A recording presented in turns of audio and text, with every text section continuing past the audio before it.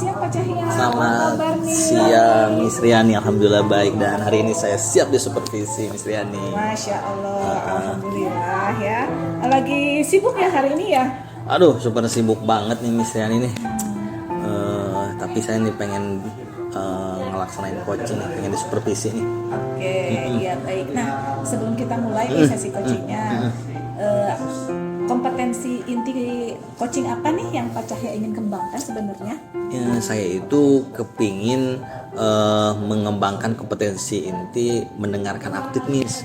Saya merasa bahwa ketika saya mendengarkan ketika meng-coaching orang itu agak kurang fokus Miss, seperti itu. Oke, lalu bagaimana nih bagian dari kompetensi mendengarkan aktif yang ingin Pak Cahya kembangkan?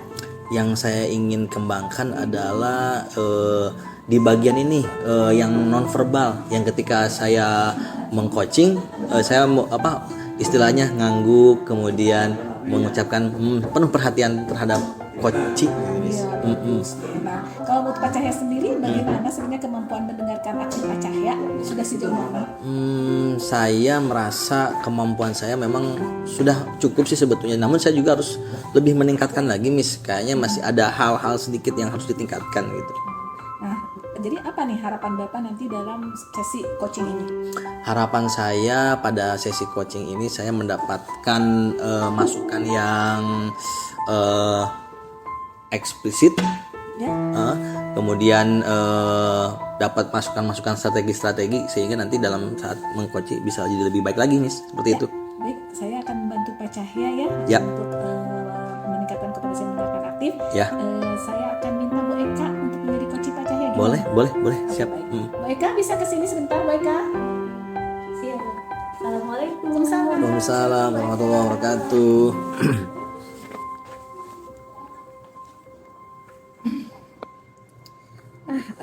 Baik, ini Pak Cahya, Bu Eka di sini akan sebagai coach dan Bu Eka, Pak Cahya akan sebagai coach. Ya. Nah, mari kita lakukan sesi coaching ini ya. Siap. Saya akan mengobservasi dari sini ya. Boleh, terima kasih. Hai. Selamat siang Bu Eka. Selamat siang Pak Cahya. Apa kabarnya nih? Alhamdulillah. Baik ya. Ya, siap di coaching ya? Insya Allah siap. Oke, siap. Baik Bu Eka, kita nggak punya waktu yang banyak nih Bu Eka nih. Kira-kira nih sekarang Bu Eka ingin menyampaikan permasalahan apa yang untuk kita bahas hari ini? Saya ingin menyampaikan permasalahan saya di kelas saya ya, khususnya. Saya ini kan mengajar di kelas bawah, kelas 3 nih. Di kelas 3 ini ada beberapa orang yang belum bisa baca. Belum bisa baca ya? Iya. Terus? Ya, bagaimana agar mereka bisa dengan cepat bisa baca agar bisa mengikuti pelajaran sama-sama yang lainnya. Gitu. Jadi yang saya dengar nih dari yang disampaikan Bu Eka bahwa ada di beberapa siswa, yang nggak banyak ya, beberapa siswa di kelas 3 itu masih belum bisa baca ya. Jadi memang kejadiannya seperti itu ya.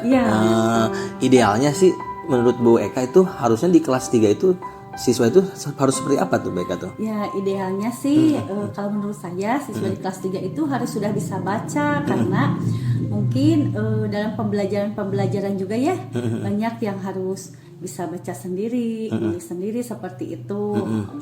Kalau belum bisa baca kan tidak akan bisa mengikuti pembelajaran. Iya sih. Kira-kira ada ini nggak kiat-kiat anak ini yang tidak bisa baca dalam pikiran Bu Eka, kiat-kiat untuk agar mereka di kelas 3 bisa baca? Ya, kalau menurut saya sih yang saya lakukan sekarang ya harusnya itu mungkin dukungan orang tua ya. Dukungan orang tua. Iya, dukungan orang tua dan ketekunan orang tua gitu ya. Anak itu harusnya lebih rajin dibimbing membacanya di rumah, karena kalau waktu di sekolah itu murid 40 ya sekelas itu dengan harus menyampaikan pembelajaran dan saya harus membimbing membaca, waktunya sedikit. Nah, kalau di rumah kan anak itu lebih banyak waktunya ya. Oh gitu. Berarti memang di sini harus ada peran orang tua ya Bu Eka ya? Oh gitu.